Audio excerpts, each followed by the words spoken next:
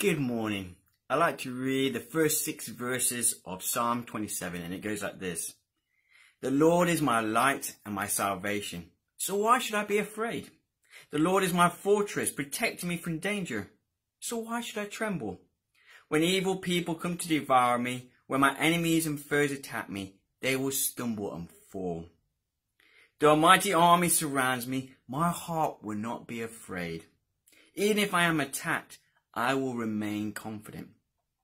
The one thing I ask the Lord, the thing I seek most, is to live in the house of the Lord all the days of my life, delighting in the Lord's perfections and meditating in his temple. For he will conceal me when trouble comes. He will hide me in his sanctuary. He will place me out of reach on a high rock. Then I will hold my head high above my enemies who surround me. At his sanctuary, I will offer sacrifices with shouts of joy, singing and praising the Lord with music. And you get this phrase, why should I tremble? A lot of versions say, who shall I fear? What shall I be afraid of? I've never seen the actual program. Can a celebrity get me out of here? But I know enough about the series to know that they get various celebrities, they kind of put them in conditions which seeks to kind of get them to face their fears, to get them to face the things that most intimidate them, getting them in dark places, getting them in places where they are surrounded by snakes or spiders, or whatever fear they're aware of that this person might be afraid of. And I don't know about you, but in that question of what are you afraid? What intimidates you? Now, I know over the years that as I got older, I've suddenly developed a dislike of heights. And so I know I'm afraid of heights. There's certain things I'm not sure if I'm afraid of, but I don't exactly get excited about, which are things like snakes and spiders. But we are called to be people who do not live by fear, but live by faith, live by confidence. And what can we learn from these verses in Psalm 27, verses 1 to 6.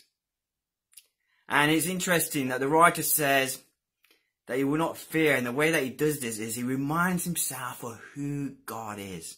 He reminds himself right at the beginning that God is his light and his salvation. And so the question to myself, my question to you this morning is, what attribute or character of God do we need to remind ourselves of? Another thing I notice is the writer focuses in on God. He says, one thing I ask, one thing I desire. This is what I'm going to push into. And it's easy when you're in a situation of fear that what you focus in is on what you fear. It's easy for the fears and the troubles to kind of get our attention and focus even more away from God. But the writer says if we're going to be people that live with confidence, with hope in our lives, even more do we need to just fix our eyes upon Jesus. Then he talks about shouting with joy, celebrating God. Praise is not just kind of worship, but praise is also this idea of kind of warfare. When we feel least like worshiping God, then we need to worship him more. We need to praise him more. See, in worship and praise, we make God big in our hearts. It magnifies God. It puts the awareness of who God is and what he is able to do right at the heart of who we are. So you begin to sense and appreciate his power. See, when you see his greatness and you put your trouble in that picture, everything changes. When you measure your trouble against others, you might get depressed. When you measure your trouble against the greatness and the magnificence of God, then you realize how much larger, more powerful God is. That he is looking after you. I love that phrase where he says, he will place me out of reach on a high rock. It's kind of that idea, if you have a kitchen and you have those kind of tall cupboards, and particularly something like myself is small, sometimes these things are in a place and you just can't get to them. It's like, that's what that means by that passage. God puts us in a high place, in a place where we cannot begotten. He protects us. That's what gives us a confidence. That's what gives us a peace. So this morning, let's remind ourselves that he is our light and our salvation, that he is looking after us. He has put us in that place high up.